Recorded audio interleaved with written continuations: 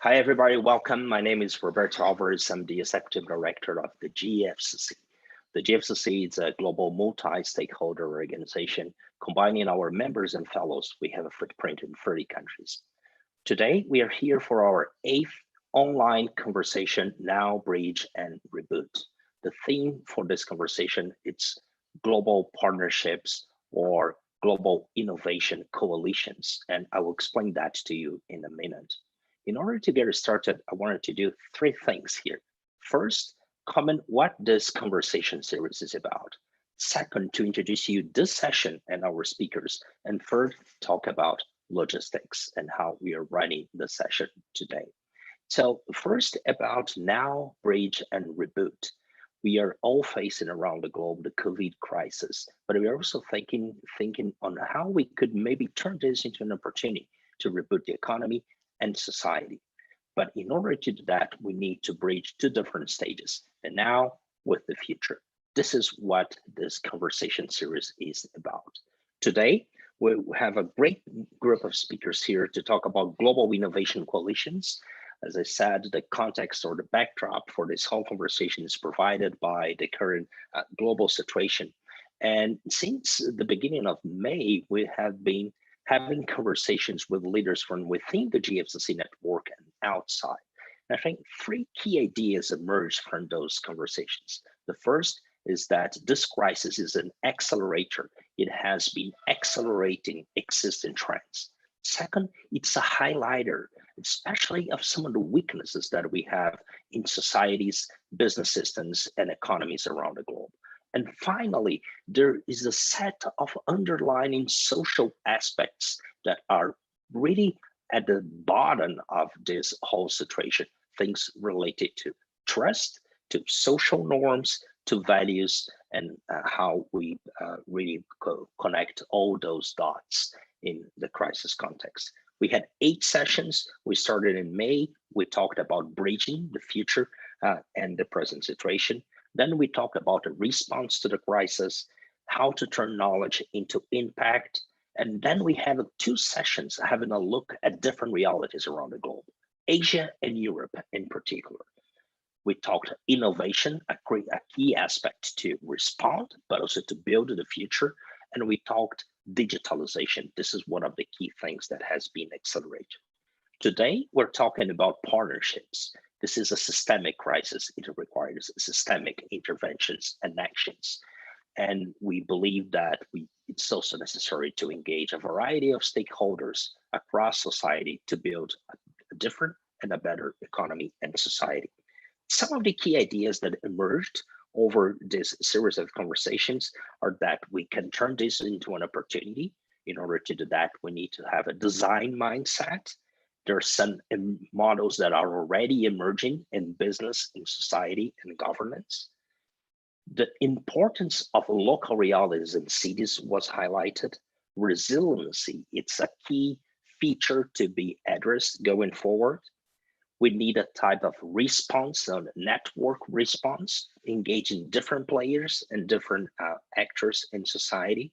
In terms of the response to the crisis itself, there are some very important factors: earliness, trust, governance. Also, aspects related to leadership and how messages are communicated to society.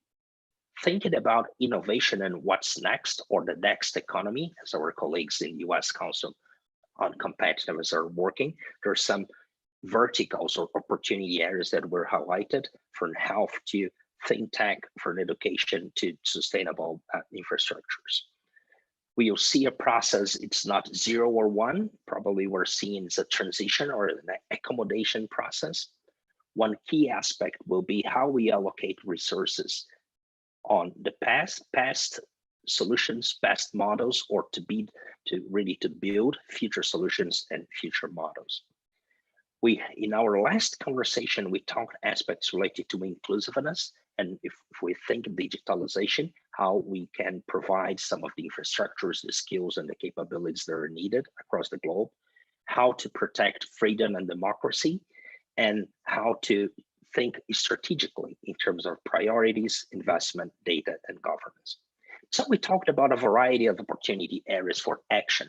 health, sustainable energies, infrastructures, education, finance, sanitation, mobility, media, governance, and others. And we also reviewed a set of important ideas, this notion that we can really adopt a design mindset to where there's some of those things: leadership, sustainability, scalability, inclusiveness, and the engagement of different stakeholders. We're here today with a group of builders. And the model of this conversation, or the notion, is what are some, in relation to areas and potential focuses that we could have, what are some of the priorities that we should consider going forward to build a better, more sustainable economy and society? And also, how could we do that? Engaging different stakeholders across society. Two assumptions that we have for the conversation: this is a systemic crisis, it requires systemic solutions, but also it requires partnerships, alliances, and coalitions. Having said that, let me briefly introduce our speakers today, and I'll turn to you, starting with my boss, Deborah Wynn-Smith. Deborah is the president and CEO of the U.S. Council on Competitiveness. She's the president of the GFCC. She had an amazing career overseeing a variety of things related to technology strategy and innovation policy in the United States, was the first assistant secretary for technology policy in the Commerce Department.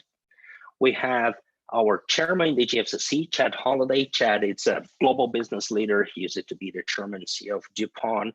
He served as chairman of Bank of America. He's now the chairman of the board of Royal Dutch Shell, and over the years has played a series of roles in building global partnerships, including and leading those, the United Nations Sustainable Energy for All coalition. We have from Canada, our friend and colleague, Laurie Schmidt. Laurie is the president of L'Oreal Management Group, a consultancy company. She's the former CEO of Goal Productivity Canada. I think that to a great extent, one organization that she really spearheaded and built the connections all over Canada. She worked in the public sector. She's active also in the nonprofit world. She was recently nominated one of the 50 Canadians over 50. Great to have you here, Laurie, and thanks for joining so early in the morning. Joining us from Lisbon, Portugal, we have Miriam Taylor. Miriam is a social activist entrepreneur. She's the founder, the co-founder and CEO of Mushima Bio, which is really leveraging the potential of new protein sources and aquatic organisms to provide feedstock to cosmetics, pharma, and other industries. And she, one of the first spin-offs of that, it's a natural-based line of hair products. She's a TV host. I know that you were filming yesterday night, Miriam, so thanks for being with us today. From Okinawa, Japan, we have Professor Peter Gress. He's the president and CEO of the Okinawa Institute of Science and Technology. Professor Gress comes with an incredible background in research and research leadership in areas that are very important for this conversation: health sciences, genetics, and so on and so forth. He served as president of the Max Planck Society in Germany. He was a professor of different universities. He was a visiting scientist of the NIH, and he's a member of several organizations and boards, and including he currently is the chairman of the Siemens Technology and Innovation Council, and he was a member of the Innovation Dialogue led by Chancellor Angela Merkel. Professor Gress, great to have you here. And from Florida, we have our friend, colleague, and GFCC member, Bill Bonnet. Bill is the chair of the advisory board of the Smithsonian Environmental Research Center, and he has a variety of roles, including being part of the executive committee of the U.S. Council. He was a board member for several organizations, nonprofit organizations working in Africa in sustainable energy and also other topics. He has an investment company, Whitecap Investments. And Bill was one of the founders and founding investors in the early days of the Internet of GeoCities, together with his brother, one of the first really big IPOs of the time, a company that was later sold to Yahoo. So thank you so much for being here today. The logistics for this conversation, if you're joining us for the first time, is please use the chat feature to submit questions. We're going for a first round of remarks. We're hearing from our group of speakers and leaders coming from across the globe. And then we will engage in a conversation. I will curate the questions and pull the questions that you in attendance will be submitting here. In order to get it started, I want to turn to you, Deborah, for your initial remarks, and then Laurie, as it's early in the morning, I'll give you the priority to go next. Deborah, over to you. Thank you, Roberto. And let me just say what a delight and pleasure it is to see our GFCC colleagues and friends from around the world, and meet you, Miriam, as well. Thank you for joining us. And thank you very much, Chad Holliday, our chairman of the GFCC, for being with us for this final concluding conversation, as well as for the launch when we did this. It seems some weeks ago, but we've made a tremendous amount of progress in learning and understanding and sharing what's going on in our respective nations and what's going on really in regions around the world. Yes, to deal with the pandemic and how we can optimize our responses for health and security and safety of our citizens, but very importantly, understanding what are the great potentials to rebuild the future, redesign the future in a way that can bring sustainable, inclusive growth and prosperity. And Roberto, let me congratulate you for your tremendous leadership in designing and managing these conversations and really bringing such an incredible group of leaders from around the world to participate. And I know that while you want to take a break, we in the GFCC think that this is a tremendous new model of collaboration, and it really is at the heart of our mission. I'll just make a few points, and that is that these challenges that we've been discussing and that we're all dealing with, obviously in responding to the health dimensions of the pandemic and the global search and rapidity of the search for a vaccine, as well as looking at the power of digitization, its acceleration, and how it's enabled telework, remote learning, our conversations, everything that enables us to continue to function and operate in all dimensions during this time, but also recognizing some of the vulnerabilities and cybersecurity attacks and things which have accelerated during this time.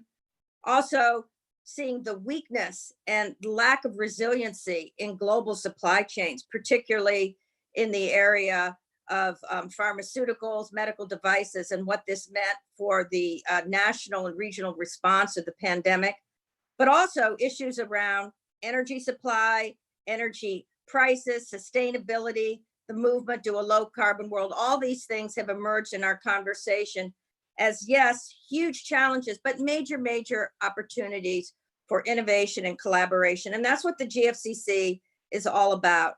So I know we're going to have a very rich discussion today about public-private partnerships, about how to commercialize many of the emerging innovations at scale.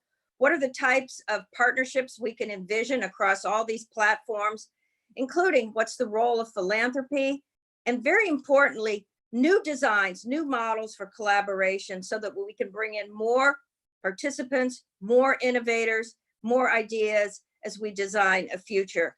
I would like to just make a point that one of the challenges that we've seen in the United States and perhaps more in the Western world than in Asia has been the real weaknesses in our systems for how we care and treat our elderly. And I think we're going to see huge innovation in that area of the healthcare system delivery, as well as the social implications of that. That's just one I'd like to highlight. Also, of course, we're seeing huge innovation and change in higher education.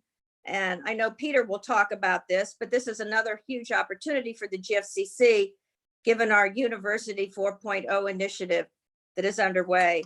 And finally, the incredible importance of ensuring we have universal electrification and access to broadband internet technologies that enable learning, telework, and all the things for a functioning world going forward. So with that, let me turn it back to you, Roberto. I know we're going to have an opportunity for actually proposing some large-scale partnerships, I'll just conclude by saying every year the GFCC issues a statement of principles on what drives productivity, inclusive growth, and we have aligned these with the United Nations Sustainable Development Goals. And so we've really, in a way, been ahead of the curve at looking at some of these intersections of development, social equity, racial inclusion, all the issues that have also come out during this pandemic that we need to address at scale. So coming back to our conversation, how we also accelerate partnerships that align with our mission, our priorities, but also advancing sustainable development goals will be very important. Thank you, Roberto, for your leadership. Thank you, Deborah. Very kind. Laurie, over to you. You are a builder. You build partnerships. You scaled up goal productivity. You spoon it off, and you scale that up. What are the opportunities to build new things and scale new partnerships in the globe that you see as priority today? Great. Well, thank you, Roberto, and hello, everyone. And thank you so much for your leadership in this incredible series. I just want to say that as it's the last one for now. Thank you for your leadership, Deborah and Chad Holliday and Roberto and your team. And it's really an honor to give you some thoughts today and share along with such a distinguished panel. I think what I wanted to do, I found this amazing headline and I read it a couple of weeks ago that said, adapting in crisis puts a lens on partnerships. And I thought as I kick things off, I wanted to share a little bit around some of the new global partnerships that have kicked off almost overnight and have emerged and formed in those critical areas of health, education, the economy, and social well-being during this time. Because there's a lot that we can learn from the elements of those and a few others that are now gaining strength that will help us look at what we can do going forward. Now, on the health side, Canada partnered very quickly with domestic and international organizations to assemble leading researchers and life science companies around coronavirus research and the development of medical countermeasures, accelerate vaccine development as we're all working on, coordinate a COVID-19 viral and genome host sequencing effort, some traceability apps. Canada helped provide COVID-19 diagnostic support to more than 20 partner countries and used data analytics to identify potential drug and medical device protective product shortages and navigated supply chains to address those needs. And the investments in national and global partnership efforts were substantial, like beyond anything that we'd really seen. On the education front, and I know that we'll hear about more of that later, but if I skim past, we've seen research papers being published daily and international reviewers working at incredible speed to analyze all the information that's coming out. And I know there's probably a whole entire conversation around that one alone. But it's been said that we have seen more international educational collaborations within the last 4 months than the last 4 years. And we've seen educational institutions have to move into digital delivery and partnerships of all kinds through this shift. And so a lot of these have just made us have to find new partners, build trust quickly. We're seeing significant economic partnerships through supply chain disruptions, as Deborah mentioned, new collaborative supply chain behavior to get goods and services to the regions of need. And very quickly, government partnered with a range of businesses and supporting agencies to provide a new range of collaborative business supports, access to capital, digital pivot supports, remote work, safety, security. So it's about building on these collaborative partnerships that are going to move us forward. Health, society, education, the economy. That's going to help us realize that new sustainable future. And it's our why.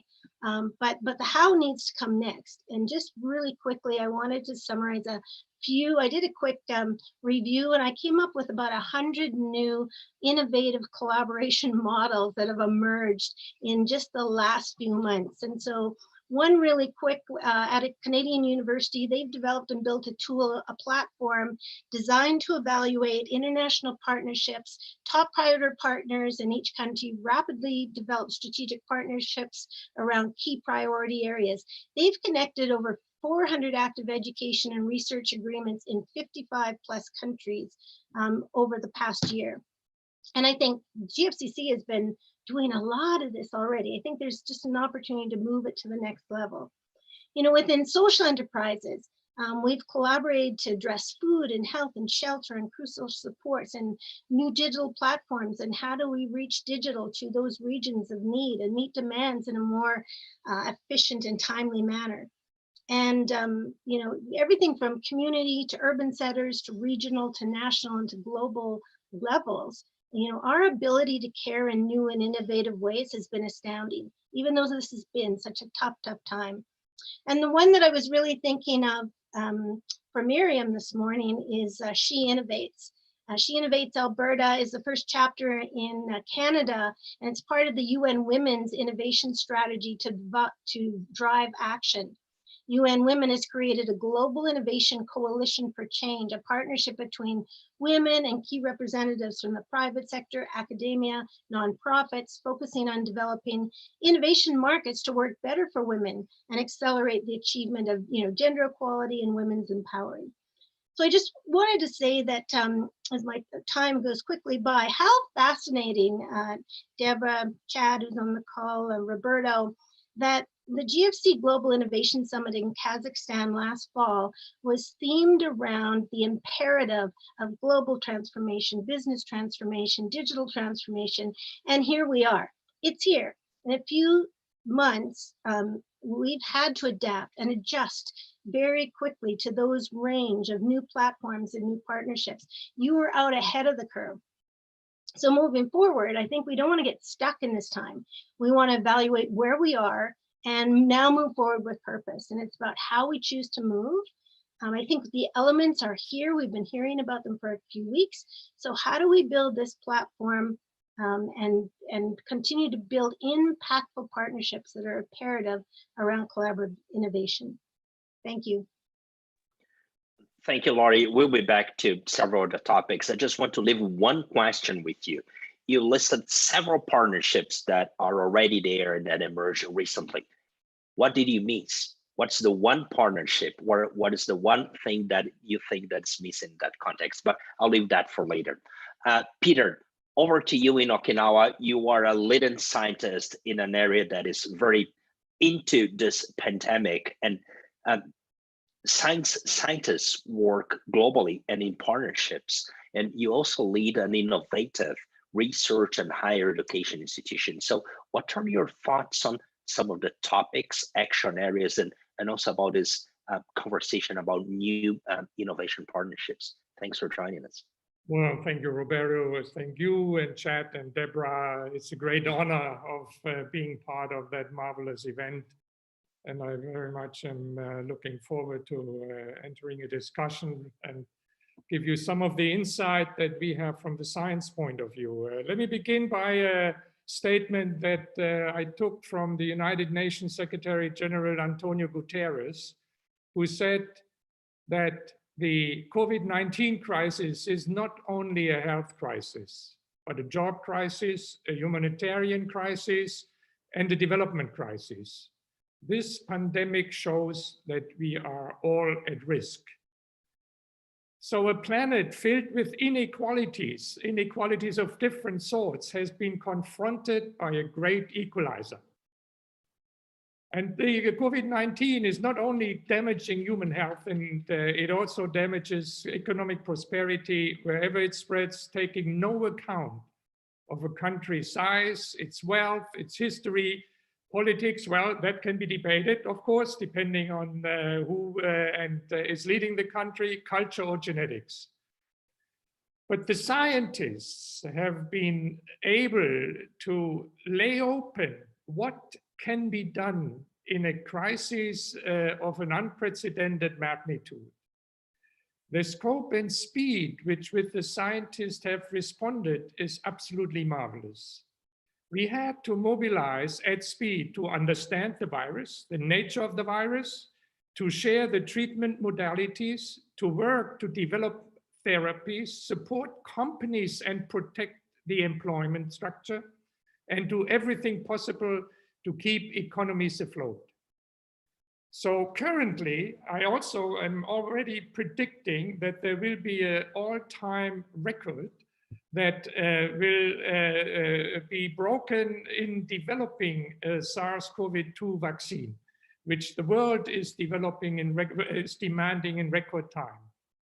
But despite all of this, there have been weaknesses that have been exposed and negative sides of the globalization laid open in this particular crisis. Supply chain, I think Deborah already alluded to this, concentrated or spanning continents are vulnerable. Items essential to human health and well-being dependent on these distribution networks. Some societies were at serious risk of running low or running out. Funny enough, even out of toilet paper. A planet filled. It's apparent that the global new normal will be driven by a nation's need to become more resilient. And how can we build resilience into our healthcare system, industries, educational systems, and economy? Now, some of the efforts have not been appealing. Nationalistic politics and practices have developed alongside outright hoarding. We have seen an economic decoupling and the introduction of disincentives for offshore manufacturing. And this has been happening despite the prospect of higher consumer prices. I have a few quotes from French Prime Minister Emmanuel Macron. He pledged to make strategically important products in France. He observed that this crisis has taught us that for certain goods, certain products, certain materials, their strategic character requires that we have European sovereignty. The former US Treasury Secretary Lawrence Summers has predicted that economic strategy will need to put less emphasis on short-term commercial advantage and pay more attention to strategic advantages in the long run. Japan, meanwhile, the country I'm living, launched a $2 billion fund to help Japanese companies shift production out of China. So COVID-19 has made our world understandably nervous about complete dependence and dominant providers. United States, for example, hoards the entire global supply of a drug currently licensed to treat COVID-19 infection and its consequences. Remdesivir, which is a drug that can attack the viral polymerase very specifically. China's tight grip on the rollout of 5G technology is being questioned with ever increasing alarm in the wake of this pandemic. There is a now darkening US regulatory environment, reinforcing the prospect of fragmentation along national lines in our development of global digital technologies. With the prospect of country first global new order, is there a place for global innovation coalition? So I have outlined what is currently happening that is arguing against. But I like to think it's more than ever. We have a need more than ever to cooperate. There is no doubt that without cooperation, innovations, indeed, most of public life will come to a standstill. No single entity acting alone can bring innovations required to society to address the challenges of the future. The necessary touch points are myriad and interconnected, and these are the interfaces that we have to generate, hopefully, in our discussion. It's university, governments, corporations, startups, venture capital, customer like lawyers, marketers, accountants, programmers, and so forth and so on. So our future depends on productive alliances, particularly in the light of the renationalization attempts. We have to do the utmost to lay open the benefits of global alliances. And I'm very happy in our question and answer session to give you my thoughts as to what areas I find of particular value. Thank you very much. Thank you so much, Peter. This is great. Bill, I want to turn to you because I know that there are some ideas on areas and priorities, things in which you have been working on. So thanks for joining, Bill. Thanks, Roberto. Thanks, Deborah, Chad. I'd like to focus on sustainability and start with an Al Gore quote, which was in the Journal the other day. COVID-19, with all its unfolding tragedy, presents a once-in-a-century obligation to rethink the relationships among business, markets, government, and society. What is desperately needed and what we must deliver is a sustainable form of capitalism. So on sustainability, I'm going to focus on just three ideas. Roberto, you and I have explored it a little bit, where our unique strengths and relative advantages might enable us to form partnerships that we otherwise couldn't. First would be the decoder, which the GFCC has and which is not currently active. But to me, it points the way for thinking about how we might insert ourselves into the sustainability metrics business. And what do I mean by that?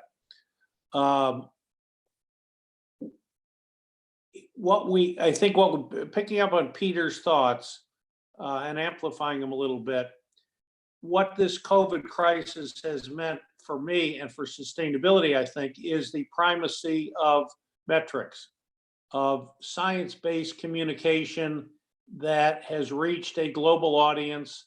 There's been inevitable political pushback, et cetera, but we have the whole world talking about the same set of variables, the same set of success or failure, the same set of numbers, frankly, in a way that the globe has never seen before, perhaps other than wartime. So if you take that as an opportunity, that a metrics-based communication on sustainability can get wider currency than it has before, I think we can insert ourselves in that dialogue. For example, we could have a much wider global communications capability on a broader and sustained scale on CO2 targets, on Paris Accord progress, on decoupling of CO2 emissions growth from global GDP growth.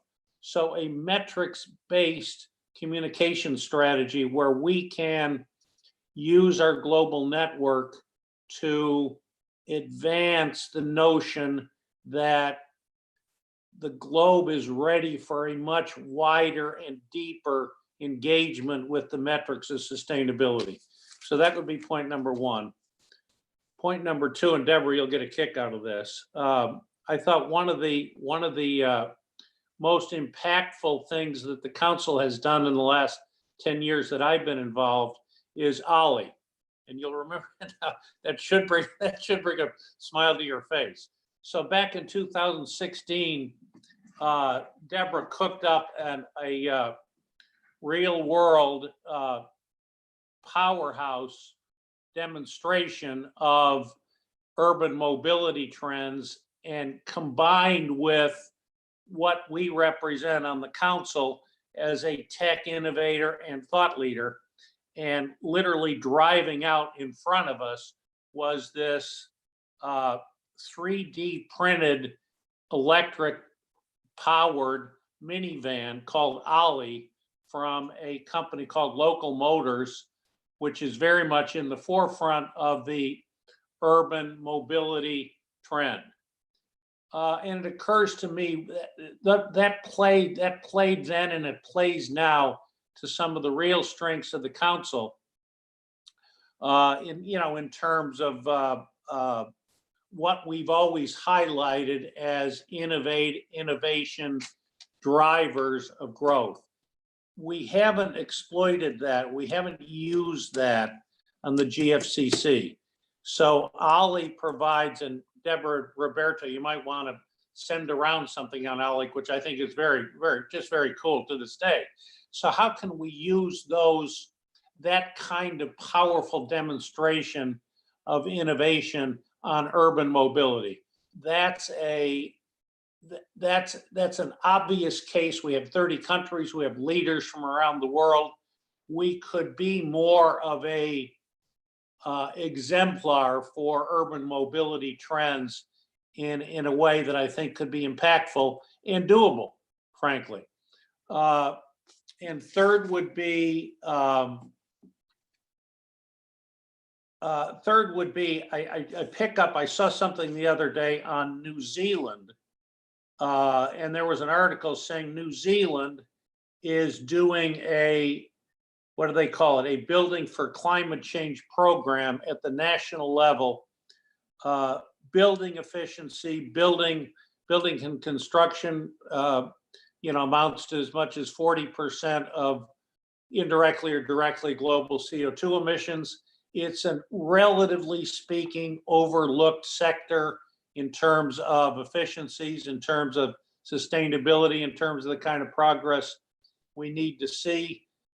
Here we have a country that has done beautifully on COVID. We have a Jim Metzen, who's a very active member of ours. Occurs to me that we might, that might be a very productive partnership for us to think about. Again, it's a commonality of all of our members that they have a built infrastructure that's in a sense underperforming with respect to sustainability. So that might be one where we could carve out a leadership niche and partner with, there are various UN groups, there, the Green Building Council, et cetera, et cetera, et cetera. Any number of partnerships you could envision in that space. And I think those three, I tried to pick out the ones that where I thought we might have a comparative advantage. And those are three that occur to me. So thank you. Thank you, Bill, for bringing this to the conversation, this whole notion that we need to act at different levels and leverage the network that we have. In the one hand, as you said, leveraging or focusing on metrics and communicating more to the policy thinking framework, but also leveraging concrete examples of solutions that are being deployed and using our network. So thanks for that. I think, Miriam, you come with an amazing background of a connector. So you have a company that's working with scientists, but you are a gender, race, social activist, also working with communities and empowering women. How can we bring this social perspective to this conversation about the future of economy and society? And thanks for joining us. Thank you so much for inviting me to participate in this amazing conversation, and so much needed. First of all, congratulations for this brilliant initiative. Well done. So to go back to your question, I think that we should start thinking or reminding ourselves about the general law of relativity that Einstein has taught us 101 years ago. Because what the general law of relativity says is that time, space, and matter are interconnected. So we are all interconnected, in fact. And if time and space and matter are interconnected, this means that we are still suffering the repercussions of past decisions.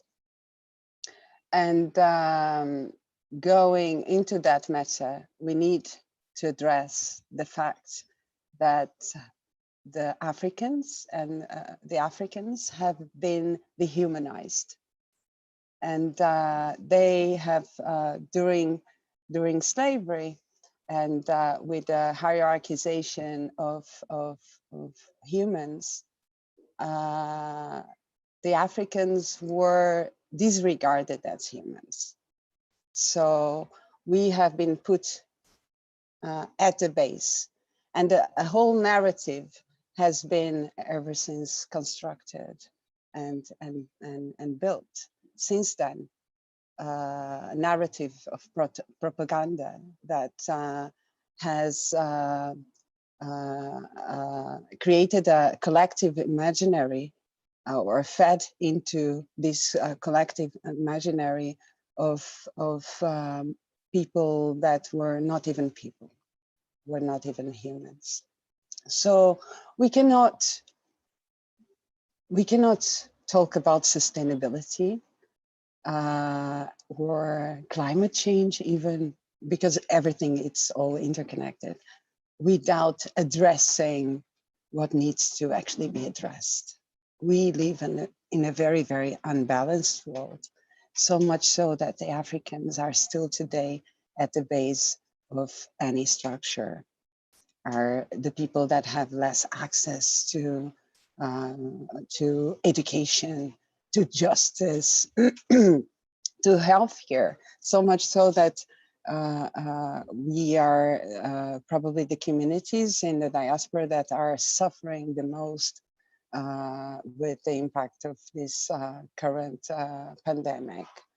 So I would really like to bring into this conversation the reminder of the theory of the general theory of relativity, and go from here. And I'll be keen to discuss with my panel colleagues about these views, and how is your perception of the whole without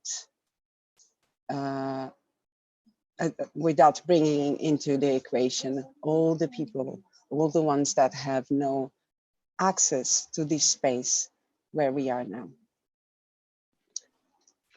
Thank you, Miriam. I think this is something that we talked in the sense of that there are lots of asymmetries around the globe, right? And you highlighted one of the major asymmetries that you have. And one question that I leave here, we can address that in a minute, is what are maybe some of the solutions that we could have as society to address that when we think about building the new economy? Yeah, but we'll be back to that in a minute. So Okay. thanks for sharing. Chad, I would like to turn to you and say you were in the beginning of this conversation series, and I said you lead a variety of initiatives around the globe, including, as I mentioned, the UN Sustainable Energy for All initiative and several others.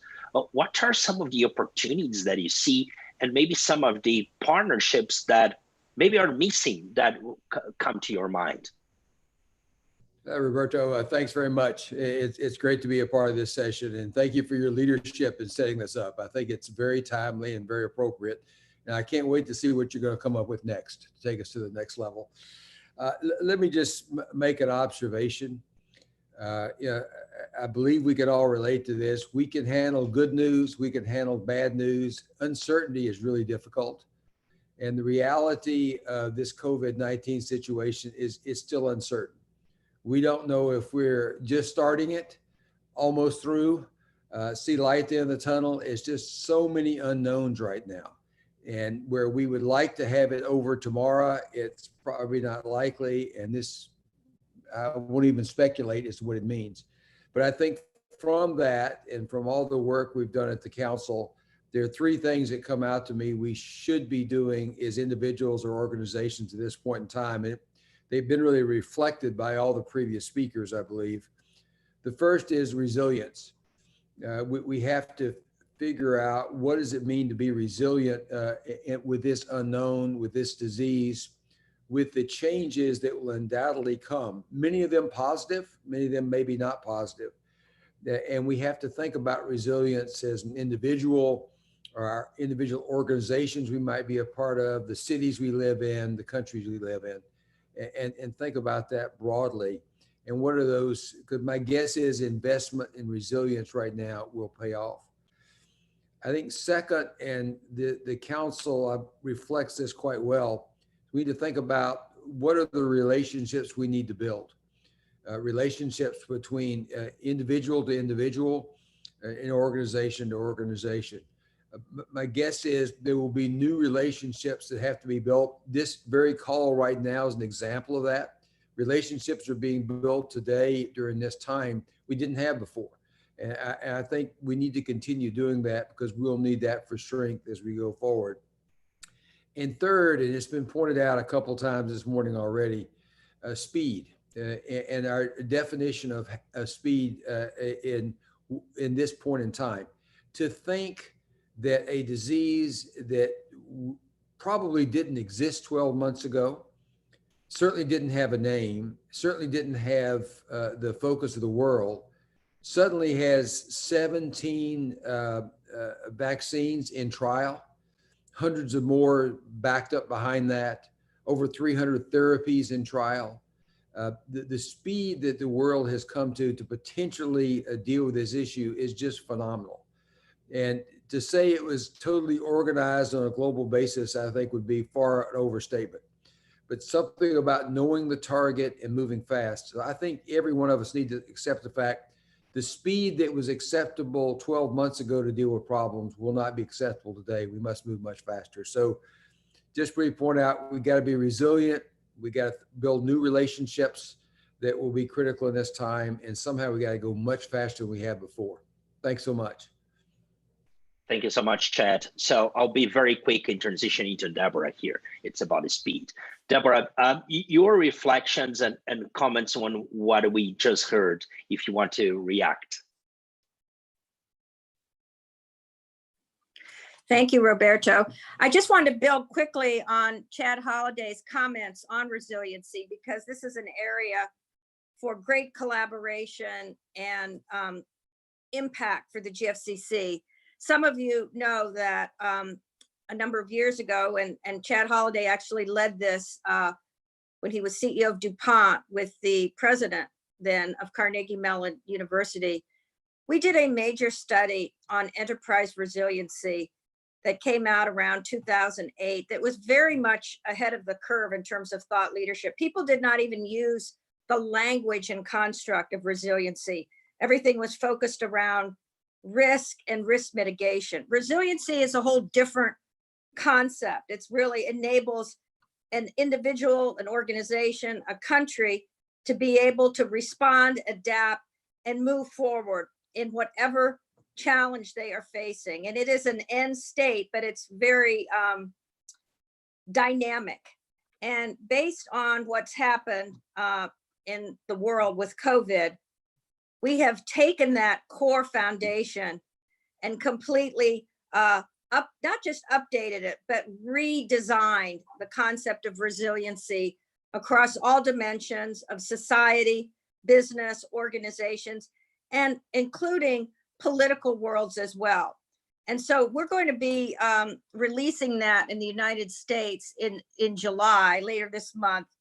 And this is a piece of work that I think the GFCC in our partnerships could build on. Peter talked about it. We've all talked about resiliency. So it's really, really at the top of the list of what we need to do in partnerships, because we're going to have, this pandemic is not the only one. We have to be able to have societies and economies that can function and do what they're supposed to do as we navigate whatever change is going to impact us, as well as build and design these new futures.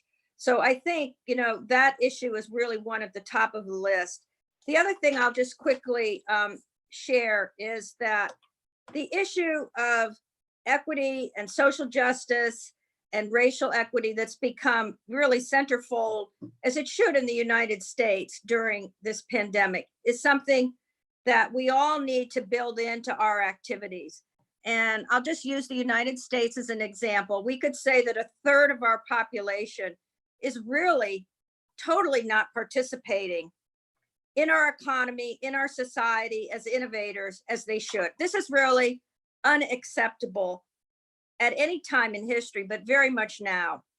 So all of us need to really focus on how we can do some very concrete things to change that. And I think that universities in the United States are going to be at the forefront of that, but also we have to redesign our school system, K through 12, all of these things to address that, because it is not acceptable moving forward with all the challenges we have not to include all people in our country and other countries as innovators, because innovation is really at the core, again, of the GFCC. So I wanted to highlight that, and also talk about the power of individuals to change and do things, and we've heard this through everybody's presentations, individual scientists reached out in their networks. They formed coalitions.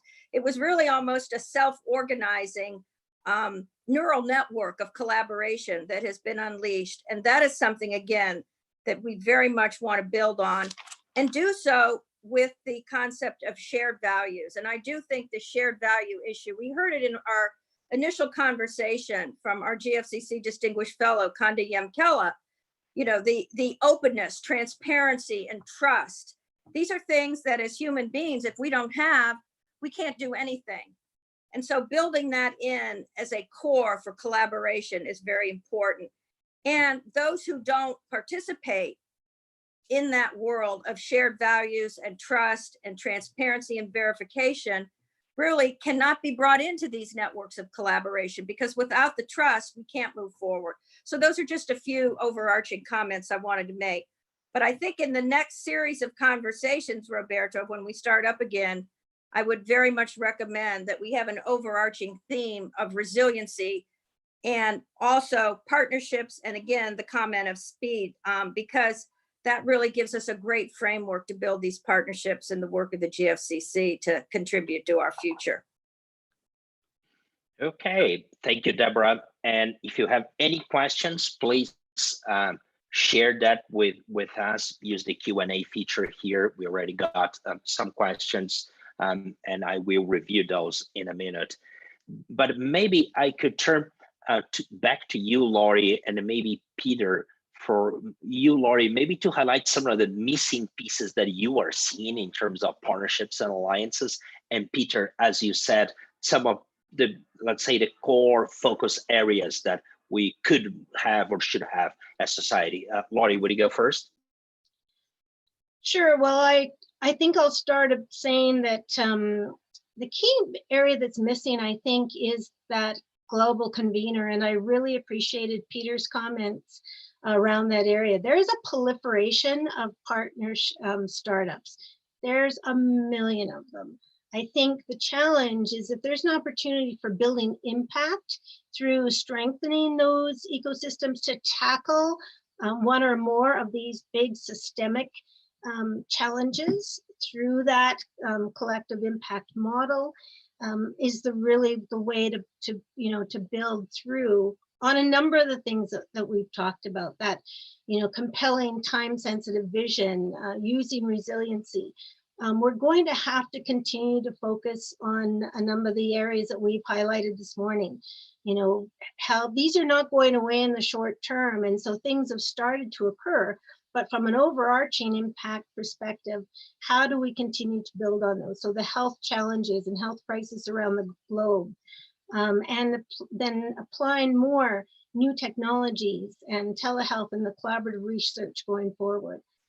Education, the workforce of the future we've been talking about. Wow, we're in another future already. So how do we, create that more agile education, rapid change that's coming at us? Economic recovery and transitions. Recovery can now mean transitions of traditional economic drivers and new value creation. And, this harkens back to an earlier comment then around new measures of value. How are we even, how are we starting to measure that new knowledge economy in better ways? We've started, but here's a whole economic shift. And then social impact, we've talked about that. One of the most important is that our models and our systems for caring for our world's people are broken. But new models have started to emerge. So how could we, build on those? I think, we've got to realize that sustainability and diversity and inclusion now permeates everything we do. It's not a standalone topic. It's part of every issue that we want to tackle. I think a couple things that weren't mentioned that I would just wanted to throw in, and they probably fit in broader pictures, are financial systems fit for purpose. There's a flaw on our pricing systems in capacity markets. It's often resulting in allocation of capital to short-term, unusable, and unsustainable uses. So that's something, that we need new models that integrates, sustainability in those global standards. I think one that I bring up when we're together all the time is, we're still now that we can leverage digital technology to build creative solutions to scale up initiatives. You know, we've got lots of startups. We're not short on startups. We have a scale up issue. And so how do we bring, you know, we've got a wealth of resources at our fingertips. How do we bring those supports and investments and scale them up? And then one more that I've been thinking about is reimagining infrastructure. So we've started to think about that in our cities, in our communities. There's been a huge shift in hard infrastructure. We have tons of hard building, road infrastructure. We've moved into all of this knowledge infrastructure, and there are gaps, you know, in digital infrastructure access, right? So emerging countries, even within our own regions and our own countries and our own province, there are still areas that don't have internet connections to be able to move young people's minds, to move economies and to shift economies into the new world. So you know, my thing is an overarching, you know, global coalition, I think is brilliant.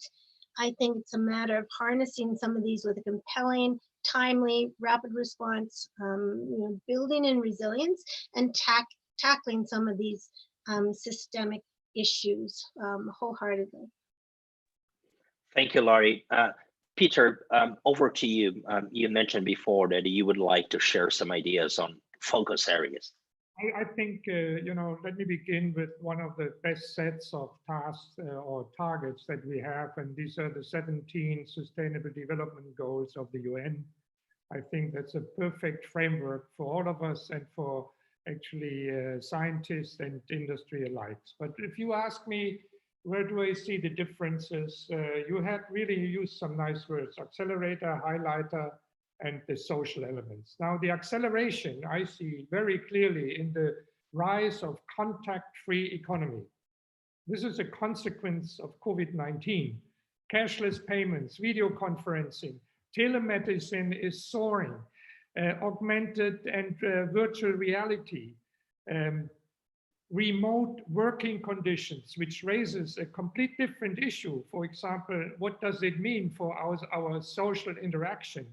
You know, Hitachi now decided, despite the fact that Japan has one of the lowest numbers of actually infected COVID patients, Hitachi decided to maintain at least 1/3 of the workforce in home office. So this will not go away. We will have a new normal in our working behavior. We will accelerate automation. I mean, today when I looked at the Japan Times, I just saw that Family Mart, which is a grocery, little shops, but it's all over Japan. They are starting to use robots to stock the shops. So we will see intelligent machines. We will see intelligent robotics that will be helping and assisting us. And let me make one point, which I think a lot of people are afraid of: AI. So artificial intelligence, from my point of view, will be a key technology that is not going to replace people, but it will instead empower people. There are a couple of other issues, but one thing, and discussing in the context of what Miriam has said, I really think, you know, resilience cannot mean that a rich country buys all the therapeutics that are available and leave everyone else out dry. That cannot be resilience.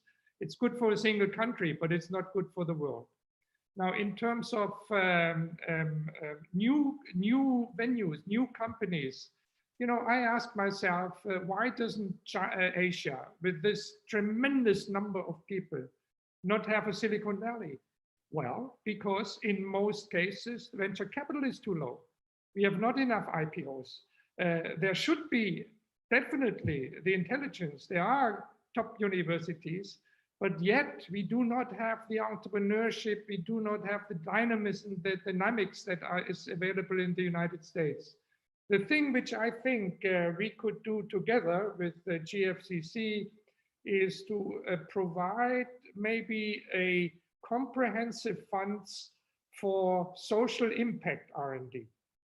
We need to study what can help our world, what can help the economy. And I'm coming to what Bill has said, for example, incentivize social impact entrepreneurship.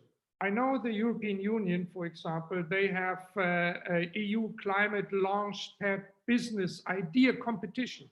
So it's a competition where you get an award if you come up with a convincing technology.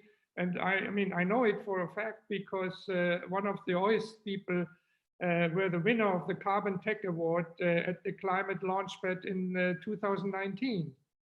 But there are also some already startups along these lines, like in Hawaii, there is Elemental Accelerator. We have a corporation, Benefit Corporations, a new type for-profit corporation that considers societal impact. So there is a plethora of things that we can use and can enhance and can maybe support by means of global fundraising in order to drive these issues that are important, not just for the highly developed countries, but also for the developing countries.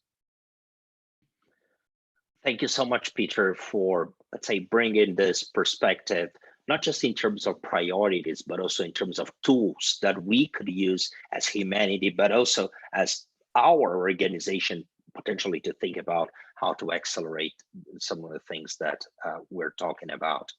And we have several questions here, and I will group those questions. But before I do that, I would like to turn back to you, Miriam. I think that this notion of social inclusiveness across the different boundaries that you mentioned, right? Race and geography, right? What are some of the hows, some of the models potentially that you see to address that we could even embed in this conversation? The models that, sorry, maybe I didn't understand your question. Yeah, so you highlighted some of the very critical aspects that we have in terms of the race divide, the society, the society divide, but also in terms of geography. You mentioned Africa, right? Yes. What are some of the models that you see that we could potentially use to address that, to make progress, right? Building on your experience and the things that you've been doing. What I've been trying to do is exactly that, to create a network of people who are aligned in values, principles, and who actually want to change the state of things. And from there, those alliances create strategies and aligned and put the work in place that is needed to get the changes we need to see. I am building a system. I am trying to build that system still.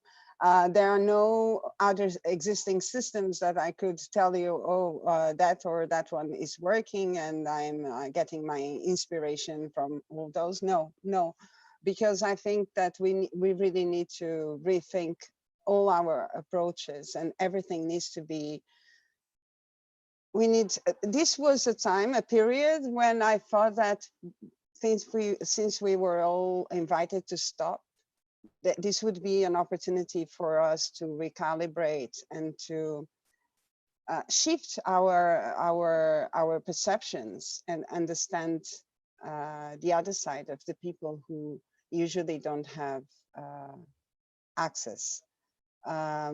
Because this crisis puts us in a situation where people that thought that they were untouchable, they just realize that they are humans like the rest of us. And but now that I see that life is going on, I see that people are going back to the same old habits. And I'm sorry to go back to this same thing that I'm going to say. We need to integrate in this new normality equity and equality. And unless we are in that point, we cannot even talk about AI.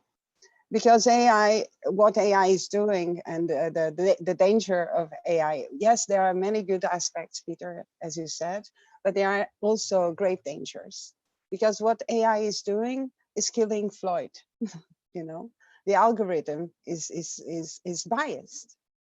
So how can we possibly believe and trust in existing systems that are biased, that have a very, very wrong starting point and design, because they haven't been inclusive enough. So I think that this is an opportunity for us to actually do what we are doing, to reach out to people that are aligned in values with us, whether they are institutions or individuals, and work towards the world, towards the goal we want to achieve, and in order to see the world we want to see. You know, for me, it would be impossible to start a business just for the sake of earning money. I started Mushima, and Mushima, it's a movement. It is a business because I want it to be obviously sustainable. We are a biotech company, we are a cosmetic company, we are a media company, because all this is interconnected, as I told you in the beginning. If you want to change the narrative of things, you need to start working towards alternative narratives to feed into different imaginaries, because we have been trapped. We are all trapped, and somehow we all suffer from the same thing, which is colonized mind. Even us, the Africans, the way we perceive ourselves sometimes. The majority of the people from our community are not able to dream, and dream, it's key for you to achieve anything and to be able to believe that you can change the state of things. And if you don't dream, how can you change or fight in a positive way for a change if you don't believe that that is possible? So I don't know if I answered your. Yeah, I think so. Thanks for doing that. I think that you brought this concept that we need to go outside the normal domains that we go in order to create new systems that are not just replicating the, let's say, the patterns and the standards. What do we have to? Absolutely, and we need more so to guarantee that there are things that are for universal access: healthcare, justice, education, housing. We shouldn't have to, people shouldn't have to, you know, to struggle to pay their rent. That is not fair. We'll be back to that. Thank you. You know, yeah, sorry. Yeah. Yeah, thank you, Miriam. So let me just pull some of the questions that came up here, and maybe turn to you, Chad, and maybe you, Bill, but starting with you, Chad. If you could maybe translate what a resilience is, maybe share some examples. And our colleague Chad Evans raised that. So in order to really to drive that, we need to inspire in some way and provide examples to people. So what could you share about resilience, Chad? Yeah, thanks for the question, Chad Evans. An example of resilience to me is in companies during a crisis period. Most have a crisis process. They have a room they go to work from. They have procedures in place.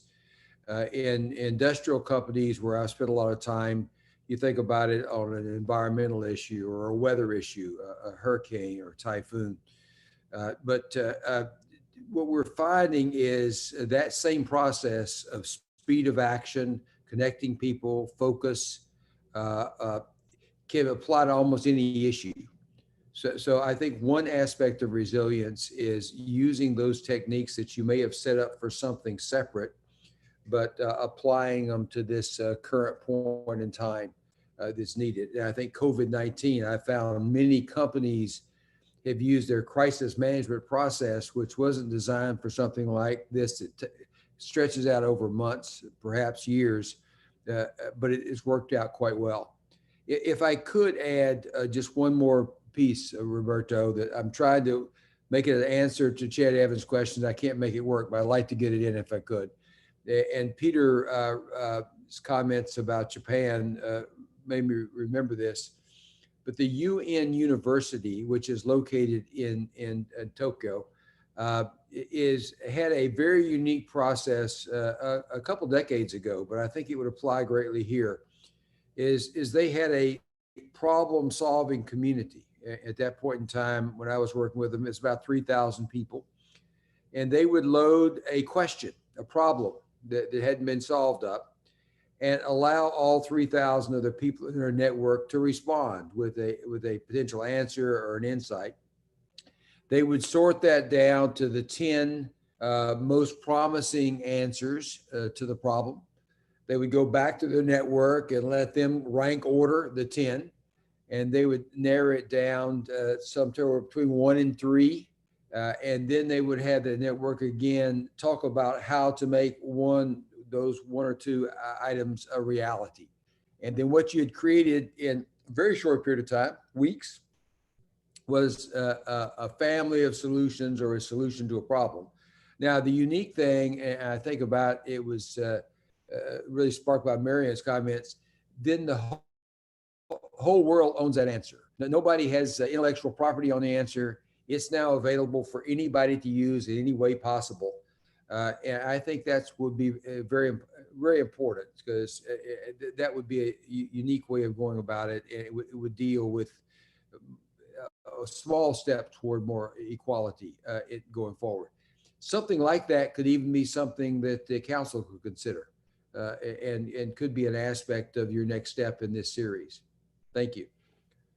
Thank you, Chad. So I think once again to this notion that maybe we could partner or build some tools like this community of learning, practice, and accelerating some answers that are needed in the globe. Bill, we got some questions here also about resilience, but also about metrics, right?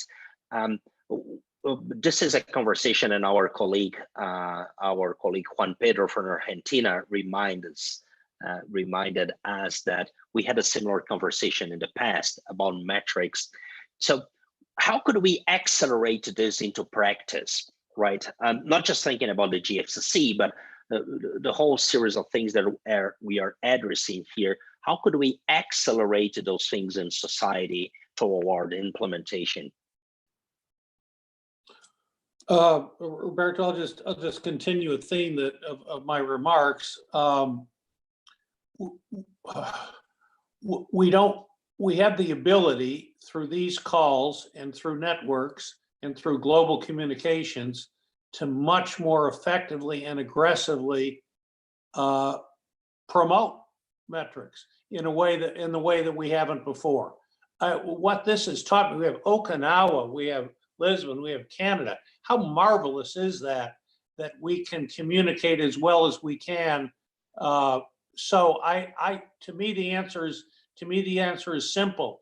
We look at the work we've done on Decoder. We look at the work we've done on what creates a sustainable society. There are a lot of people working in this field, but what creates a sustainable, resilient society? What are the markers?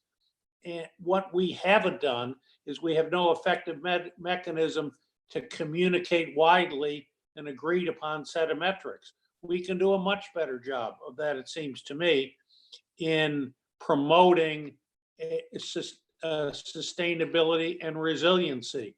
What this group, if there isn't a group better than this to have a working group saying, what are the sustainability and resiliency metrics that we should promote? What should we concentrate on? What should we seek to communicate over a period of time? I bet you, Chad's point, I bet you in 8 weeks, we could come up with a series of resiliency and sustainability metrics, which could become a hallmark for us. Thank you, Bill. Well, let's work on that. Thanks for that. Deborah, maybe if you would like to comment on any of the aspects that we just heard, but also Chad Evans ask the question on the how we could engage the 100 million Americans that you mentioned, and the people who are disenfranchised and not connected to the innovation enterprise, but also your comments on what you would just heard, Deborah. Thank you. Well, you know, this has been such a rich conversation, and we've covered so many topics. They're kind of a construct that's emerging in my mind, and maybe I should save this to our final go round, but I'll share it now. I think we've really, because of COVID and this global pandemic, and as I think Peter said, you know, it impacted everyone equally, no matter what the status of a nation or an individual was, that we're in this era of creative destruction, but it's the time for creative co-design, creative co-development, and it is across time, space, and matter. Thank you, Miriam, for bringing Einstein into the discussion. And so this is a tremendous opportunity moving forward to really begin to address so many issues that we have talked about, we know about, but we always sort of put them on the back burner. So, you know, in the case of the United States, on the issue of education and inclusivity in education, you know, we have for generations now have had systemically failing schools in cities, and particularly in the cities where there is racial disparity, inequity in terms of opportunity, jobs, and things. And the schools are fundamentally failing. And we have to have major systemic reform in how schools are operated, the governance system, all of those things, because it's not an issue of money. Billions and billions of dollars have been put into these institutions, and they continue to fail. And so I'm not an expert, nor would ever pretend to be, of how the solutions would be, but that's a fundamental thing we have to do in the United States. And similarly, in other parts of the world, we have to ensure that these fundamental institutions that enable people from early age through their working life and in their wisdom as elderly have the tools and capabilities to participate in the world of the future. And really the connectivity of universal broadband is absolutely huge. And Lori mentioned this, but again, in the United States, when the schools all went online, there were many children that didn't have any access to a computer, didn't have any way to participate at all in this. And we need to ensure that that is something, it's almost I think education is a human right. It's part of the SDG goals. We have to really accelerate through philanthropy and all the international organizations to ensure we have universal electrification. And we also have the ability to connect and learn digitally, because it will be a great equalizer. The other thing I want to comment on, and Lori brought up some of the issues around financing, and we have so many startups and the issues at scale. And we've been working on that for years.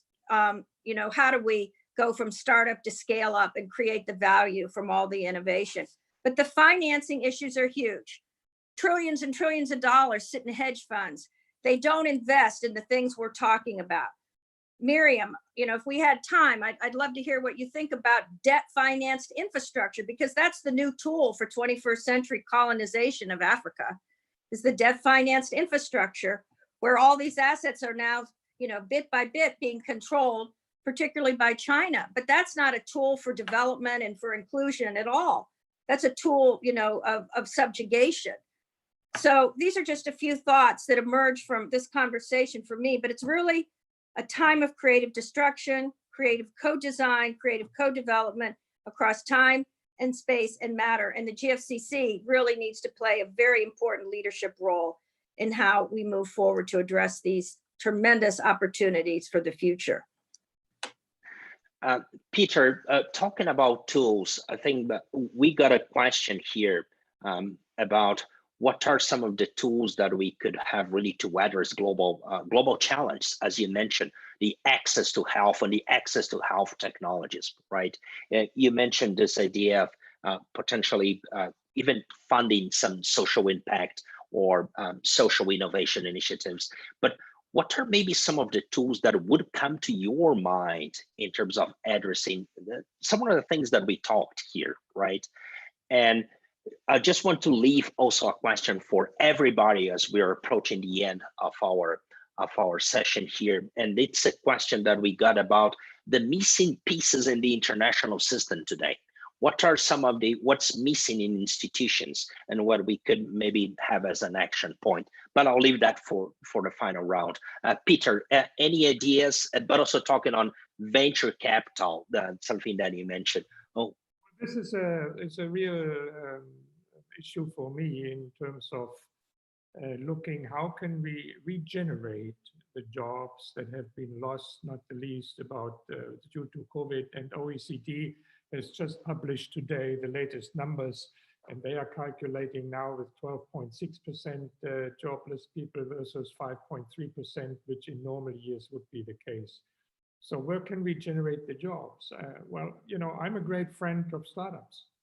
And the United States is a perfect model because they have shown that 75% of all new jobs have been generated by companies that are less than 5 years old. So this is a model, as I said, it almost reminds me of the post-war period, Second World War, where we had a huge boost in many countries, having investment, having entrepreneurship in order to reconstitute the economies. And this is what I think at least the startups to some extent can do in many countries. And whatever the areas are that we can debate, and my personal view is the major areas that where science and business will meet and will drive that forward remain the same, literally. I think, like, for me, the first is health and well-being. We have all the tools of genomics, we have the microbiome, we have the lifestyle data, we have the variables. It will change the perspective as to what an individual can know or wants to know, provided we have the security. Now, cybersecurity, I just in passing, this has to be a more nationalized issue. So I believe countries have a keen interest to nationalize or renationalize cybersecurity in order to protect the interest and in order to make the country safe with respect to, countries that are trying to target know-how and IP. Environment and energy. I think this is a huge field where Chet is much better qualified than I. There are technologies where I think one should take a look at. I'm not 100% sure they will work, but fusion power is, after all, still in the debate. Wireless power transmission, you know, of course, we have a lot of current and experimental access to new types of material that will facilitate and will have a photovoltaic cell at a much cheaper rate with high efficiency. I think agricultural and food, third big area where I think technologies are available that are incredible. You know, like I said, these guys from OIS, they have just used organic waste and they mix it with the gel and put it into the soil, and that keeps the water, for the plants. So in dry areas, this is very cheap. On top of this, according to food, you have all the remote drone measurable parameters like dryness, like salt, and you can design now plants that grow in areas where you would not have believed that a plant can grow. For example, make it more salt tolerant. So for me, these are the three key areas which I think we will continue to do research on, and which would eventually, of course, be of benefit to all. Thank you, Peter. A very short question, very quick answer. Jeff Kinder asked one thing, and I think that really goes to you. Does the pandemic experience regarding open sharing of scientific results suggests that the emphasis on bibliometrics is passé? Yes or no, or maybe just quick question.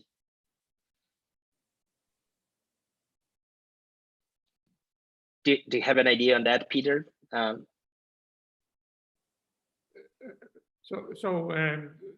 thought you wanted to hear chat. Sorry, can you repeat the No, question? no. Yeah. If, let's say, if the open sharing experience of data science and scientific results coming off of the pandemic suggests that the focus on bibliometrics in science is passé, what's your quick No. answer to that? No. Okay. The scientists have as a measure of say high quality. You need to have an analysis as to what the data value is, and the data value is determined by other scientists. Perfect. Thank you, Peter. I think that we're really approaching the end of our session here. I would like to go for a final round here, give you like 1 minute for your final comments and invite you to reflect on what we just heard in the conversation, but also all of you on these two notions that we need to go beyond our normal boundaries in order to engage and change reality and reframe things, but also maybe what are some of the missing parts in the global system that we could address. Who would like to go first? I would like to start maybe, and Okay. and firstly I would like to answer Deborah. Thank you, Deborah, for bringing up the debts of the African countries towards not only China but many countries. As you know, the war has been profitable for many people in several countries, and the war has been created. This is the type of things that we need to demand from our countries. We cannot just accept that the countries can initiate wars and profit from the states they live in, all these countries. And we cannot allow that our countries somehow contribute to the corruption in the African countries. And we cannot allow that the Western countries manipulate and even choose many of the African leaders that are in power today. So we are, yes, we are facing a time where we are all invited to stop, reboot, and rethink the way we lead and live our lives and the decisions we make. And we need to make people accountable, and politicians need to be accountable, and our leaders need to be accountable for all their actions. This cannot just, you know, keep on going as it is. And the debt in Angola, for instance, is ridiculous, because many of the things that China has built, they don't exist anymore, because the quality of the materials is just, you know, it makes me really sad, because it's not a fair game. It's not, and I think that we all should come into these tables and conversations. All these negotiations need to become more transparent. We demand transparency and a greater inclusion of more voices and people that really are engaged in defending the rights of people. These people should be in the table of conversations, as well as the rest of the politicians that are actually in power and have the ability to change. Sorry. Thank you, Miriam, and thank you for highlighting this. It's not just, it's about enlarging the conversation. We need to do that. Bill, your final comments and reactions to the things that we talked here. I saw you raise your hand. Roberto, I've been working in the doing business field for 20 years. And I've been remiss today in directly connecting our work on sustainability, on the decoder, to, and picking up Deborah's point, which is simply that capital will go where it can achieve a return, where it can be returned safely, and where transparency and the rule of law predominates. And it touches on Miriam's point. So what are we all about? We're all about, if we want to expand global startup opportunities, the capital is there. And Peter has rightly highlighted how important expanding the startup culture is globally. It's perhaps one of the 3 or 4 major needs right now. Capital is there, the will is there, the technology is there. What isn't there is the willingness of that capital to be deployed in various regions of the world because it doesn't have a safe path to profitability. So when we talk about a sustainable society, when we talk about building a resilient society, in my mind, it's indistinguishable from a society which permits capital to come in to those African countries and achieve a return and be returned to the capitalist. So the growth of entrepreneurship in the third world is a critical issue. I would love it if we could be a part of that effort. Thank you, Bill. Laurie, your comments. Sure, just very quickly, I think the GFCC needs to continue to be a convener, to continue to build out this platform for change, and building on the amazing comments that we heard this morning, building on global platforms for a coalition that is more than knowledge sharing. The more we keep sharing and talking, we're just admiring the problem. And so being able to focus these conversations beyond into very specific actions that we want to tackle. It's about the vision for the sustainable world, creativity, organizational ability, transformation, insight. They're willing to invest and take some risks. And it's about, to Deborah's point, that creative co-development and about new value creation. It comes through building trust. And we didn't speak enough about that today, but the partners, I heard Miriam also talk about how she's brought individuals together that have that value set, that want to make a difference, that it's not about me, it's about how we collectively can make incredible change and push us forward into moving action. And I think the GFC is uniquely positioned with its global partners, with its strong respected relationships, to be able to establish this, it's not establishing, it's moving it forward to the next level in this collaborative innovation across these critical fronts. Thank you, Laurie. Peter, over to you. Any final reflections? Thank you very much. I think I'm an optimist, so I believe that the COVID crisis will leave a dent, but it will also leave an impression how to solve future crises of that sort. We will see a little change in the working habits. We will have more automation. And Bill is absolutely right. The driving factor of all of this is capital, and capital requires profit, which is good and bad at the same time. And let me give you an example, and this leads a little back to Miriam. If you look at drugs that need to be paid for, of course, big pharmaceutical companies are only interested in drugs that make money.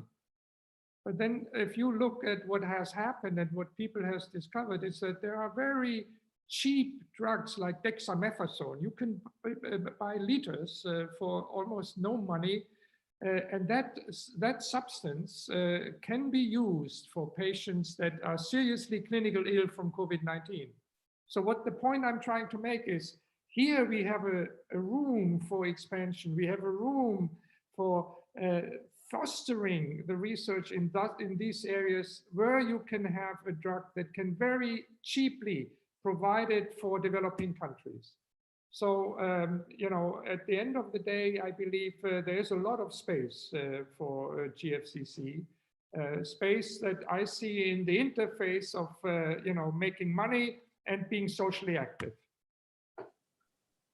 We count on you for that. Thank you so much for being with us today, Peter. Chad, over to you. Any final comments or reflections on our conversation? Roberto, thanks very much. I had 2 very specific suggestions. We have our principles of global competitiveness. We update them every year.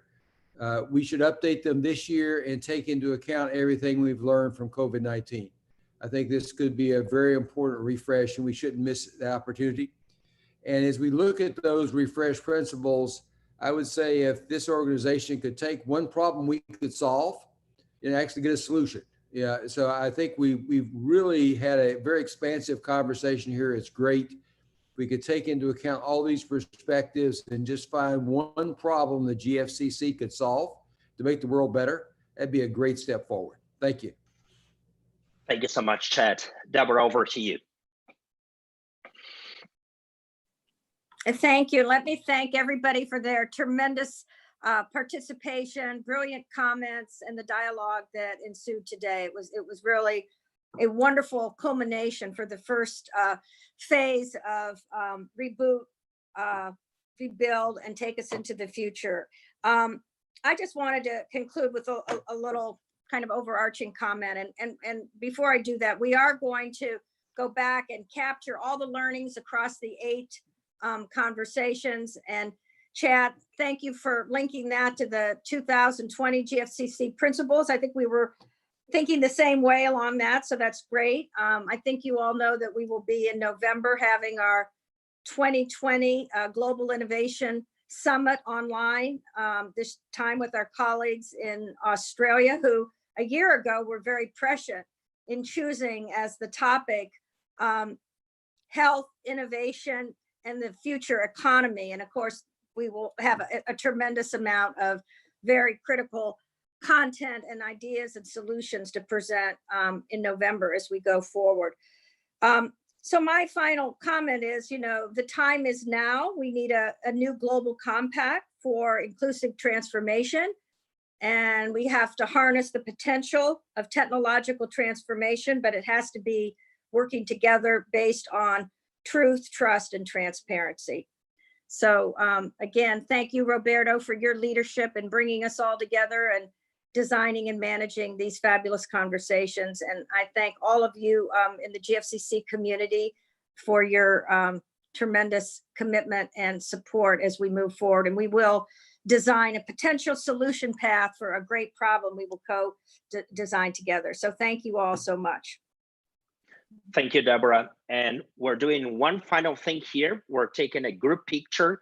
And when I do that, I want to think my key, let's say my 3 takeaways from this conversation are really that we need to continue to exchange knowledge.